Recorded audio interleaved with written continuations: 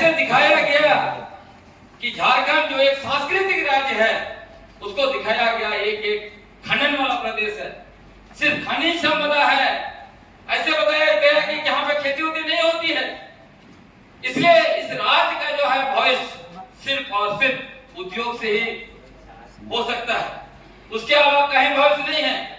ये महोदय जानबूझ के ऐसे किया गया। और जब झारखंड आंदोलन हुआ 40, 50 और 60 के दशक में, जब राज्य बन जाना चाहिए था, जब इस राज्य को नहीं दिया गया। इस राज्य का गठन कब हुआ महोदय?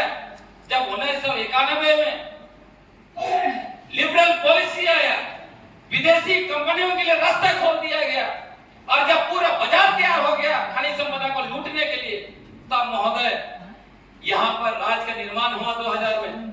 और उसके बाद देखिए विडम्बना, देखिए यहाँ पे डोमिसाइल नीति बननी चाहिए थी, यहाँ पे जो है पेशा कानून लागू होना चाहिए था। यहाँ पे क्या किया गया महोदय? औद्योगिक नीति 2001 लाया गया, जिसका रैयत होगा, यदि सामुदायिक नेचर का जमीन है, जो प्रति जमीन है वो ग्राम सभा का हुआ, उसको वो शेयर होल्डर रखेगा, शेयर धारक रखेगा महोदय। ये जमीन हमारी है, कोई भी सरकार हमारी जमीन को धड़ल्ले से नहीं बेचेगी। ये भविष्य का मामला है, भविष्य में पर्यावरण को सुरक्षित भी रखना है, इसीलिए मेरा जमीन मुझे शेयर धारक बनना है। दूसरा महोदय, इसमें शेयर धारक और एक, जहां खनिज दोहन होगा ऊपर का जमीन उपजाऊ जमीन को आप हटा करके फिर भरिएगा, क्योंकि उस गड्ढा को छोड़ करके आप नहीं जा सकते हैं, आप अंते। दूसरा और एक महोदय, जहां यूरेनियम की बात आती है, ठीक महोदय, अंतिम समय में एक और कहना चाहेंगे, अंतिम समय में इतना ही कहना चाहेंगे, जहां जिस क्षेत्र में देख लीजिए, आप पूरा ओपिनियन दीजिए उसमें कि झारखंड का औद्योगिक नीति कैसे होगा, रोजगार मिलेगा कि नहीं, जमीन का मुआवजा मिलेगा कि नहीं, और हमारा जमीन का अस्तित्व रहेगा कि नहीं। आप खुल के बहुत कीजिए, अध्यक्ष जी की अनुमति से। उसमें हमारे प्रतिपक्ष रूप में योगी हेमचंद जी पूर्व विधायक नाम अबुआ राज के नाम ही शासन शुरू की। हमारा मानना है जो ट्राइबल लैंग्वेज, चाहे संसद में देखें, जो ट्राइबल लैंग्वेज है, मुंडा हो, खड़िया, कुरुक और जितना भी ट्राइबल लैंग्वेज है, इसका स्थिति बहुत ही दयनीय है। हम जो भी इस हॉल से एक प्रस्ताव लेना चाहिए और सभापति महोदय को हम ध्यान आकृष्ट करना चाहेंगे कि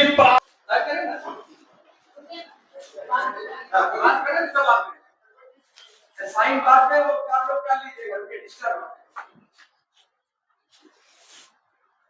टीएफसी का पैसा, ट्राइबल सरकार का पैसा, वो सिर्फ ट्राइबल इलाका में खर्च हो, उसके साथ साथ डीएफसी का पैसा, डिस्ट्रिक्ट माइनिंग फंड, वो भी ट्राइबल इलाका में खर्च होगा। तो ये पैसा अलग अलग कानूनी का खर्च किया जा रहा है, जो बिल्कुल गैर कानूनी। ट्राइबल सरकार का पैसा और डीएफटी का पैसा, हम लोग बहस कर रहे हैं। अभी एक वोट लेंगे, अब यहाँ से लेकर के जहाँ देखेंगे, मैंने 10 एकड़, 15 एकड़, 20 एकड़ जमीन लोग बाहर के पास में रखेंगे। हम लोग इधर बोलेंगे, हम लोग गिरते जाए। मेरा इसमें प्रस्ताव पास होना चाहिए कि जितना जमीन बाहर के लोगों ने 10 एकड़, 20 एकड़, 15 एकड़ जमीन गिर के रखा है, उस जगह को सरकार चिन्हित करे और उस जमीन को जो मूल्य है उसको नोटिस करे। मतलब जिस तरह पेशा कानून 1996, कोई रद्द बदल नहीं, कोई संशोधन नहीं, और पंचायत राज पंचायत एक्ट में कोई उसके लिए शेड्यूल एरिया में आदिवासी को छोड़ किसी बाहरी गैर आदिवासी को एक नंबर पे चला। दूसरा नंबर फैसला के 25 दूसरा फैसला सुप्रीम कोर्ट का कि 25वें नंबर की जो आदिवासियों के लिए संविधान बना है, उसमें केवल आदिवासी बताया है। इसका मतलब शेड्यूल एरिया की जमीन पीढ़ी दर पीढ़ी वहाँ के लोगों के लिए आरक्षित है, सुरक्षित है।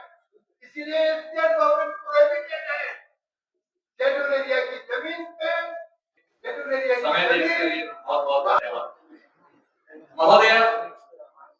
पूरे भारतवर्ष में जहां अनुसूचित क्षेत्र हैं, अनुसूचित क्षेत्रों में जो भी जमीनें हैं ये रैयतों का है। इसी हिसाब से इसको 5वीं अनुसूची संविधान का भाग 10 5वीं अनुसूची अनुच्छेद 244 में संरक्षित किया गया महोदय।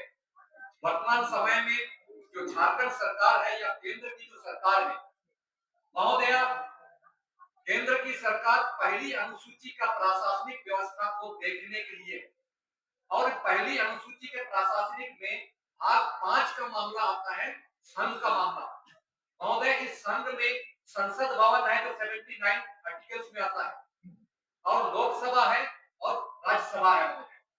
और राज्य का जो प्रशासनिक मॉडल है महोदय वो भाग 6 का प्रशासनिक मॉडल है और हम भाग के 10 के प्रशासनिक मॉडल में आते हैं महोदय। राज्य का जो प्रशासनिक मॉडल है राज्य विधानमंडल, राज्य विधानमंडल जरूरी है, नहीं तो आने वाले समय में ये एसपीटी एक्ट जो संविधान प्रकार एक एसपीटी एक्ट है, आने वाले समय में दुमका में रह जाएगा।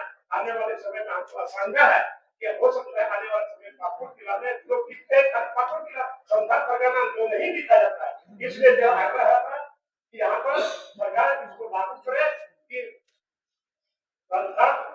पूर्वी संविधान प्रकार जिला पाकुड़ लिखे, उत्तरी संविधान प्रकार जिला साहेबगंज, मध्य संविधान प्रकार जिला कोटा, उसी तरह से रहेगा तो संविधान प्रकार एसपीटी एक्ट सब जगह रहेगा। आने वाले समय में ये शंका है कि एसपीटी एक्ट और दिमाग समान कर देगा, फिर दूसरा नहीं कर ये बहुत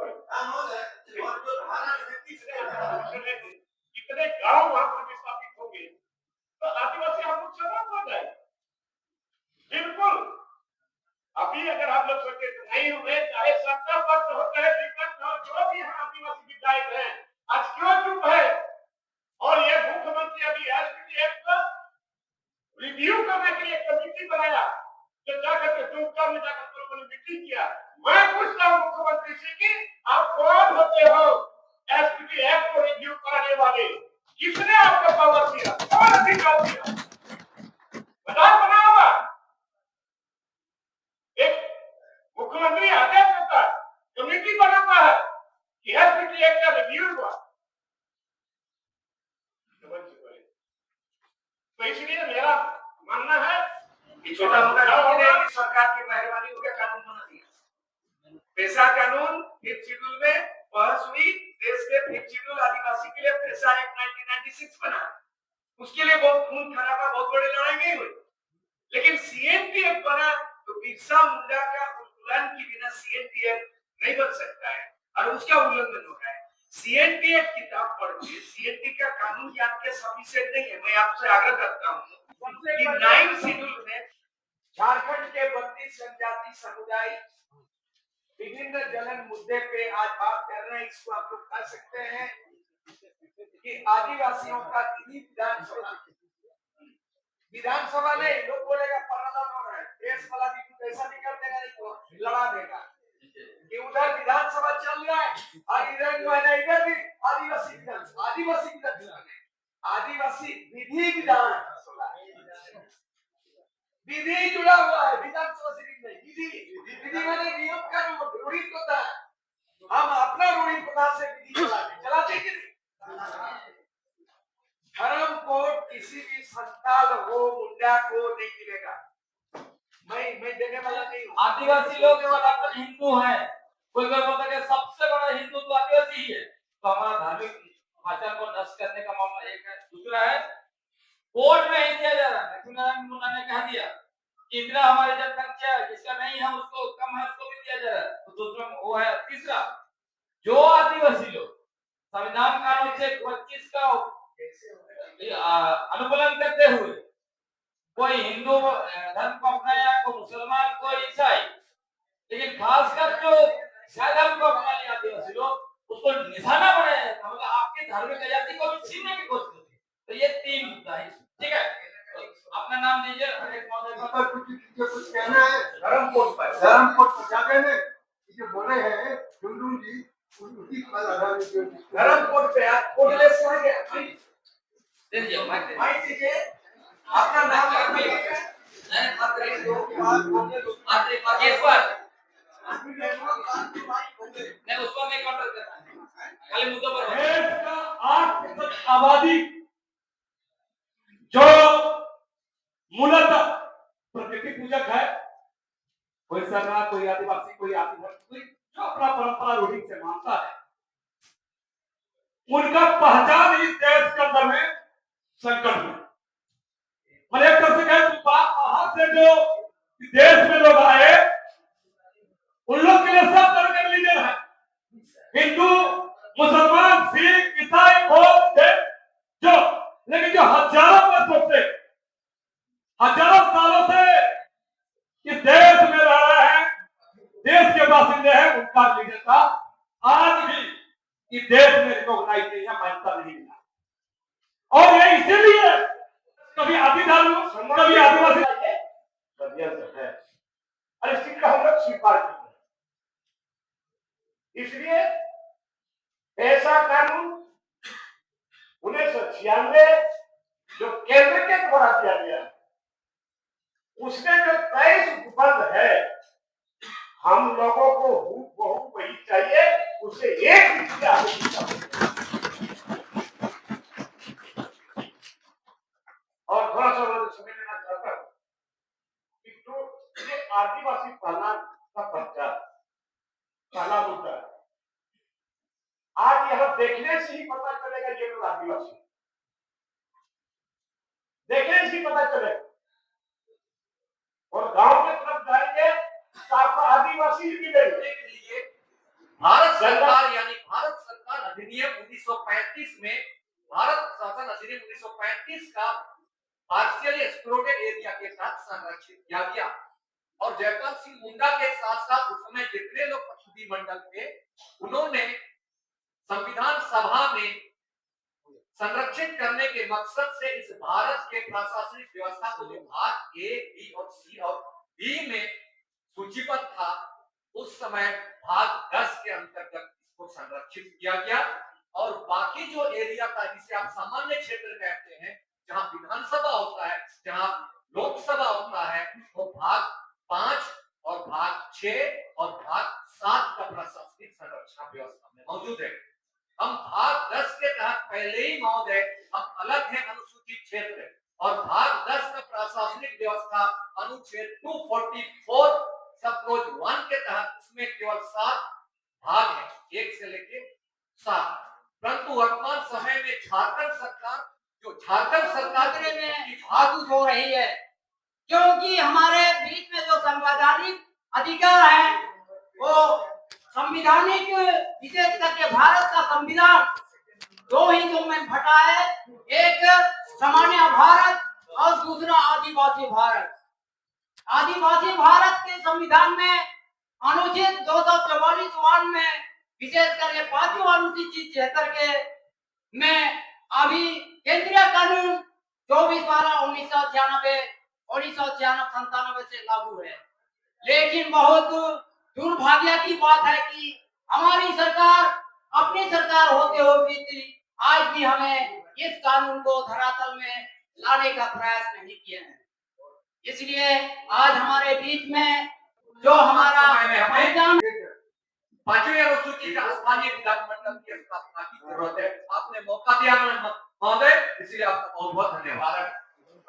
वर्तमान समय में ये 5वीं अनुसूची जो अनुसूचित क्षेत्र के रूप में सूचीबद्ध है, दोबारा ब्रिटिश कालीन शासन के समान एक उपनिवेशवाद के रूप में स्थापित हो रहा है। उपनिवेशवाद के रूप में स्थापित होने के कारण आज फंडामेंटल राइट जो संविधान ने हमें दिया है, उससे हम बेदखल हो गए। महोदय, 5वीं अनुसूचित क्षेत्र की उत्पत्ति 1950 में नहीं हुई है। ये 5वीं अनुसूची की उत्पत्ति छोटनागपुर संथाल प्रज्ञा में जो विद्रोह हुआ था, चुआर से चेरों से संघर्ष से, उसके पश्चात ईस्ट इंडिया कंपनी ने जो झारखंड राज्य के ऐतिहासिक आदिवासी विधानसभा के सभापति महोदय माननीय देवेंद्र चंपे साहब, आज के हमारे विधानसभा के नेता माननीय सुरेश मिश्रा साहब, प्रतिपक्ष नेता माननीय लोकन हेम्ब्रोम साहब और हमारे सदन में आए हुए आप सभी लोगों को सभी शब्दों को मैं दोहरा रहेगा। अभी हम लोग लंच से पहले इन मुद्दों पर बहस करेंगे और लंच के बाद हम लोग प्रस्ताव पारित करके सरकार को और हमारे आज की आदिवासी विधानसभा के सभापति माननीय देवेंद्र चंपे जी, इस कार्यक्रम में उपस्थित पूर्व मंत्री, पूर्व विधायक, झारखंड विधानसभा में आदिवासी मुद्दों पर सहारने वाले लोकन हेम्ब्रोम जी, झारखंड आंदोलन के शुरुआत करने वाले और अपना विधायक पद तक छोड़ने वाले सुरेश मिश्रा जी, जाने वाले एक्टिविस्ट और लेखक, और अभी जो पेशा आंदोलन चल रहा है उसमें हमारे साथ पर भूमिका निभाने वाले नरसिंह गुरु जी, आदिवासी स्वशासन के प्रतिनिधिगण,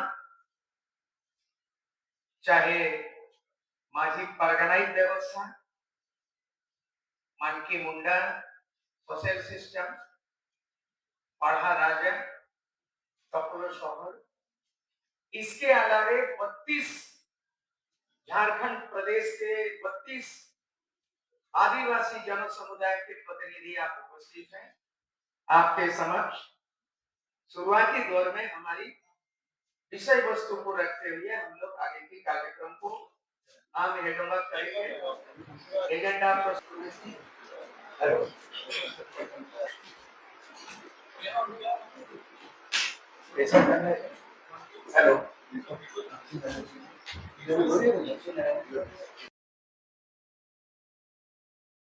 और आदिवासी का भाषा माने मातृभाषा का महत्व नहीं। आज बहुत ही ऐतिहासिक निर्णय होने जा रहा है। 32 आदिवासी समुदाय मिल के 28 रिजर्व सीट से एमएलए को भेजा गया, लेकिन हमारा रिजर्व सीट से आदिवासी रिजर्व सीट का प्रतिनिधि आदिवासी का बात नहीं कहता है। आज आदिवासी स्वयं अपने बात कहेगा और निर्णय लेगा और गवर्नर को नोटिस करेगा कि आप 5वें अनुसूची के गवर्नर, आदिवासी के हितैषी के लिए आप गवर्नर है। हम निर्णय लेते हैं, सरकार को निर्देशित कीजिए कि हम